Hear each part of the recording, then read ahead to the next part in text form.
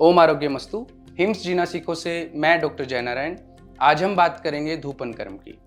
आचार्य चरक ने कहा है, नासा ही शीर्षो द्वारम। ऐसा ही आचार्य वाग्भट ने कहा है, द्वारम ही शीर्षो नासा। यानी कि जो हमारा सिर है उसका द्वार नासा यानी कि हमारा नोज है।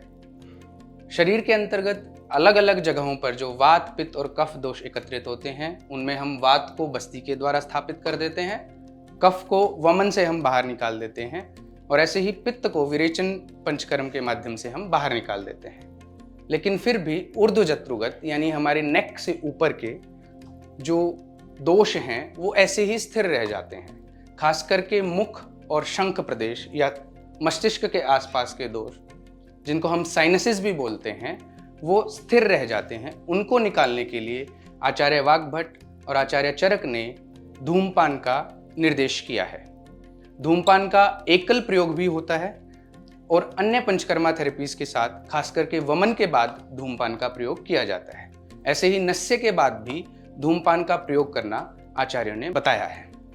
ऐसे ही नस्य के बाद धूमपान का प्रयोग करना आचार्यों ने बताया है। हिम्स जीना सीखो में हम प्रत्येक पंचकर्मा पद्धति को शास्त्रीय तरीके से करने का भरपूर प्रयास करते हैं। आचार्य मनीष जी के द्वारा हमें निर्देशित किया जाता है कि केवल उच्च गुणवत्ता के औषध द्रव्यों का प्रयोग करके ही हम जो भी पंचकर्मा थेरेपीज हैं वो करें। इस थेरेपी के लिए हमें जो संभार संग्रहण यानी कि मटेरियल्स रिक्वायर्ड हैं वो कुछ इस तरह से हैं। यह धूपन यंत्र है, इससे धूपन हम रोगी को देते हैं। इसके अलावा सबसे मुख्य द्रव्य धूमवर्ती है। इसको बनाने के लिए तीक्ष्ण द्रव्य जैसे कि प्रियंगु, शतपुष्पा, वचा, रासना, काली और पीली दोनों तरह की सरसों यानी शरशप का प्रयोग हम करते हैं। इन सभी द्रव्यों को पेस्ट बना करके स्टेराइल गोज पीस पे हम बिछाते हैं। उसके बाद सरकंडा, एक तरह की लकड़ी है ये, इसका यूज करके इसको हम रोल करके ये वर्ती तैयार करते हैं। पूरी तरह से स्टेराइल कंडीशन में बनने के कारण और पंचतिक्त घृत का यूज होने के कारण इसमें फंगस या किसी भी तरह के इन्फेक्शन लगने की संभावना ना के बराबर होती है। तो इसको हम बल्क में बना के भी स्टोर कर सकते हैं और ये काफ़ी समय तक सेम रूप से प्रभावी बनी रहती है। किसी भी पंचकर्मा थेरेपी से पहले ज़रूरी है हम रोगी को उस थेरेपी के बारे में, उस थेरेपी की ड्यूरेशन, उस थेरेपी का उस रोगी में क्या यूज़ होना है और क्या लाभ उस रोगी को मिलेगा उसके बारे में बता दें। सबसे पहले रोगी को एक कंफर्टेबल पोजीशन में बिठाना जरूरी है। धूपन कर्म के लिए सबसे जरूरी है कि नाक के अलावा अन्य जो छिद्र हैं जैसे कि हमारे कान हैं उनको हम पहले बंद कर दें। तो उनको बंद करने के लिए हम कॉटन रोगी के दोनों कान के जो छेद हैं, कर्ण छिद्र हैं, वहां पे हम लगाएंगे। उसके बाद धूपन कर्म करने से पहले रोगी को कुछ निर्देश देने जरूरी होते हैं, खास करके कि कैसे उन्होंने धुआं अंदर लेना है और कैसे बाहर निकालना है। नमस्कार सर। धूपन कर्म के लिए अब हम आपको ये धूपन यंत्र देंगे जिसमें वर्ती लगी होगी और इसका नेत्र ये वाली साइड आप नाक के लगाएंगे, दूसरा नोस्ट्रिल बंद किया जाएगा और आप एक सांस खींचेंगे। आपने ध्यान ये रखना है कि धुआं सिर्फ मुंह से ही बाहर निकालना है, नाक से धुआं वापस बाहर नहीं निकालना है। तो जैसा कि मैंने रोगी को बताया, हमें बहुत ध्यान रखना होता है कि रोगी जो है धुआं नाक से ले और मुंह से निकाले, क्योंकि अगर नाक से ही धुआं निकाले तो आचार्यों ने बताया है कि ऐसे केस में रोगी को नेत्र रोग होने की संभावना रहती है, क्योंकि जो हमारी लैक्राइमल डक्ट है उसके ब्लॉक या उसके क्षत होने की संभावना बन जाती है।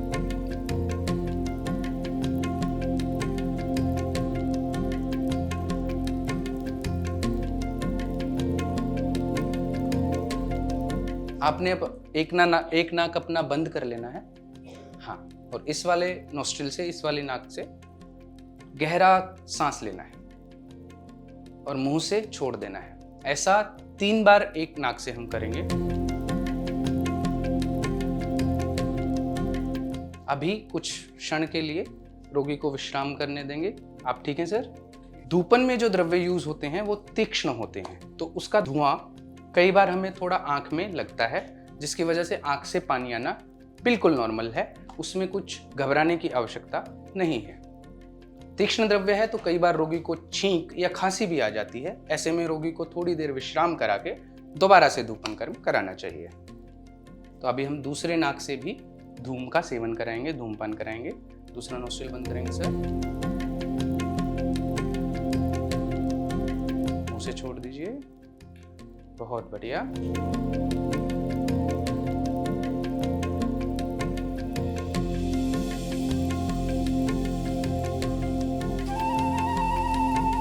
ऐसे ही 3-3 बार दोनों नाकों से हम धूमपान कराएंगे। उसके पश्चात दोबारा से रोगी को कुछ क्षण विश्राम करने देंगे। इसी बीच धूमपान से होने वाले लाभ तब तक मैं आपको बता दूं, तो जितने भी साइनस से रिलेटेड रोग हैं जैसे कि साइनसाइटिस, उसमें धूमपान के आश्चर्यजनक लाभ मिलते हैं। एलर्जिक राइनाइटिस में भी धूमपान करने से बहुत ही शानदार परिणाम हमें देखने को मिलते हैं। इसके अलावा न्यूरोलॉजिकल डिसऑर्डर्स जैसे कि एंजाइटी, स्लीप डिसऑर्डर, अतिनिद्रा, उन रोगों में भी हमें धूमपान कराने से आश्चर्यजनक परिणाम मिलते हैं। इसके साथ ही जितने भी हमारे ऊर्ध्वजत्रुगत रोग हैं उसमें धूमपान यदि हम कराते हैं तो बहुत ही श्रेष्ठ परिणाम हमें मिलते हैं। रोगी को रोग में बहुत जल्दी लाभ मिलता है। तो अब फिर से हमने धूमपानवर्ती को थोड़ा सा जागृत किया और अब हम मुख से, मुंह से ही लेना है और मुंह से ही छोड़ना है। नाक आप छोड़ सकते हैं, छोड़ देना है जी। 3 बार मुख से धूम का सेवन करना है और मुख से ही धुएं को छोड़ देना है।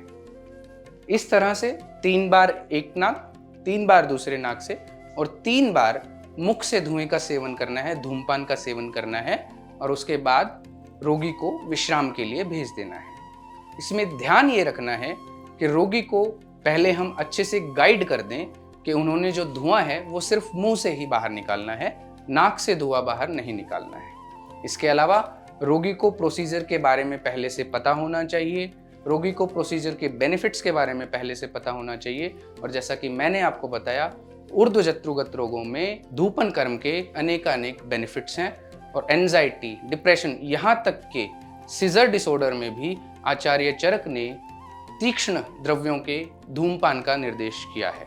ऐसे ही एपिलेप्सी सीजर में आचार्य भाव प्रकाश ने तीक्ष्ण द्रव्यों जैसे प्रियंगु, रासना, सरशप इत्यादि के धूमपान का वर्णन किया है कि उसके प्रयोग से रोगी को लाभ मिलता है। इसके अलावा अगर किसी रोगी को साइनसिस ब्लॉक होने की वजह से बहुत जल्दी सर्दी, खांसी, जुकाम होता है, सिर में भारीपन हमेशा लगता है या हेडेक रहती है, तो ऐसे रोगियों में भी धूमपान कराने से उनके साइनसिस में जमा पित्त दोष या हमारे शंख प्रदेश में जो वात आवृत हो जाता है उसको हम बाहर निकाल सकते हैं। आचार्य चरक ने धूमपान का वर्णन करते हुए बताया है कि जिस तरह से एक झाड़ू से अगर हम एक सीक निकाल देते हैं तो वो पूरी झाड़ू ढीली पड़ने की वजह से बिखर जाती है, छिन्न भिन्न हो जाती है, उसी तरह से नस्य करके जब हम तीक्ष्ण द्रव्य से एक धार किसी भी दोष के निकाल देते हैं तो संपूर्ण दोष अपने आप ही नाक के माध्यम से शरीर से बाहर चला जाता है। क्योंकि जैसा मैंने पहले बताया कि नासा ही शीर्षो द्वारम, कि नाक को ही सिर का द्वार आचार्य ने बताया है। तो आज की इस वीडियो में हमने जाना धूमपान के बारे में। ऐसी ही बहुत सी महत्वपूर्ण जानकारी लेकर के हिम्स जीना सीखो से हम आपके बीच आते रहेंगे। तब तक के लिए स्वस्थ रहें, मस्त रहें। ओम आरोग्यमस्तु।